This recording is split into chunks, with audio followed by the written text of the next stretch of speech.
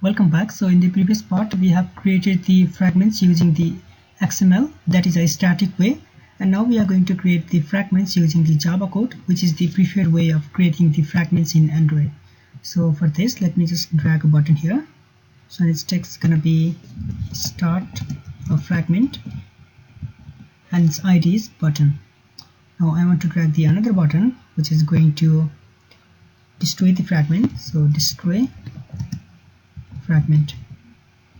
Alright, so its ID is button 2. Now I want to have the reference to these buttons in my Java code, so I can do this by creating the button. Let me name it as start and destroy fragment, and then I need to link this with my XML. So start equals to find view by ID, r.id.button1, and I need to typecast them, and for the destroy button as well. So let me make it a small letter, and destroy button, destroy fragment equals to find view by ID under id.button2, and I also need to typecast this. Now I want to have the listener for each of this button, so I can do so by set and click listener by this, and I can implement the on click listener, and for the destroy button as well, set on click listener this, and in here I will have a switch case equals to ID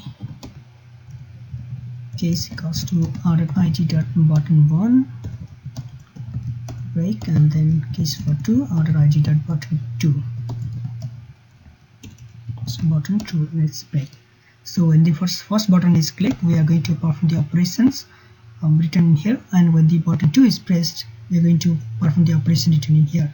So in order to start the fragment, let us first create the fragment itself. So in this fragment tutorial series, we are going to deal with these so much fragments. I'm going to create the fragments here, fragment package here. So fragments, fragments, and inside here I'm going to create a fragment. Class new Java class, so it's going to be our top fragment. Okay,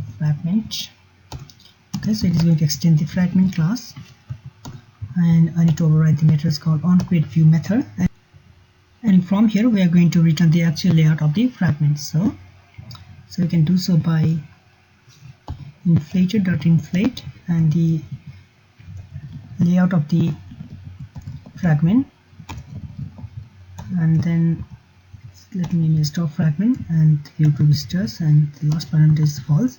Since it is showing error, but that's because we have not created the layout of our fragment. So let's create our layout, and let me choose the root element as relative layout. Hit OK, and this is our layout of the top fragment. So let me choose its height as the 30, like 100 dp. Okay, 100 dp, and change its background color as color accent.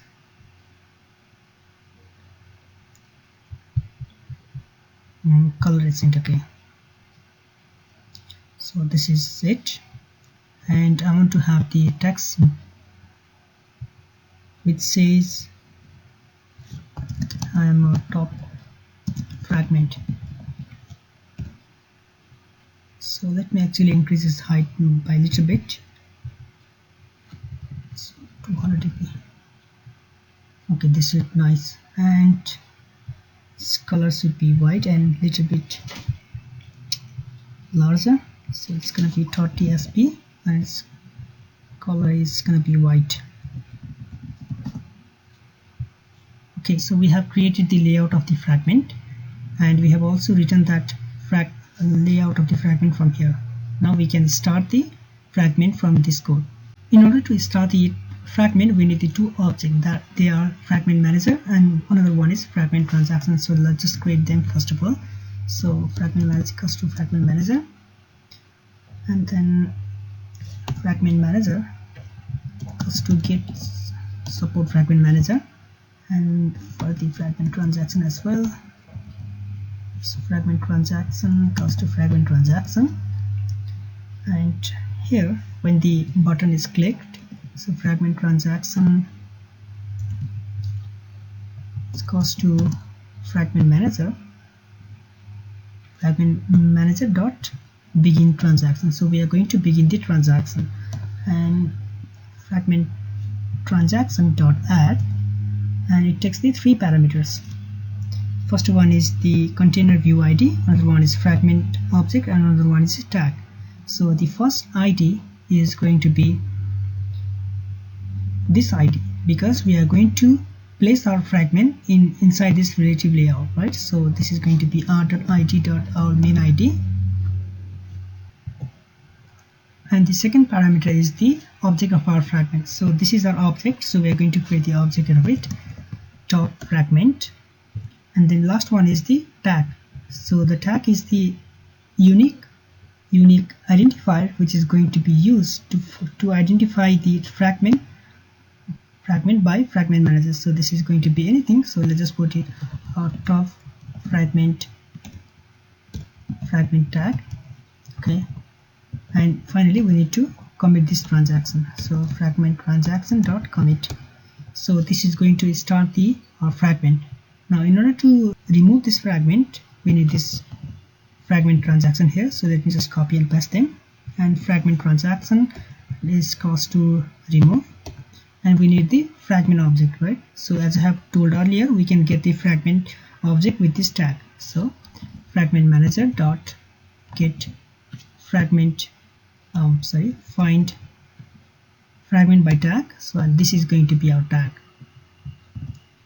Control C, control paste, and we need to finally commit this transaction. So I'll press enter to format everything. Okay, this is what we really need to do for creating and destroying the fragment through Java code. So let me hit run, and here's our application. So let me hit this button to start a fragment, and there we go, this is our fragment, and it says I'm a top fragment. And in order to remove this fragment, all I need to do is just click the button, and it is going to remove that fragment. So I hope you got the concept of how we can use the fragments using the Java code. So, and I will see you in the next part. So thank you for watching.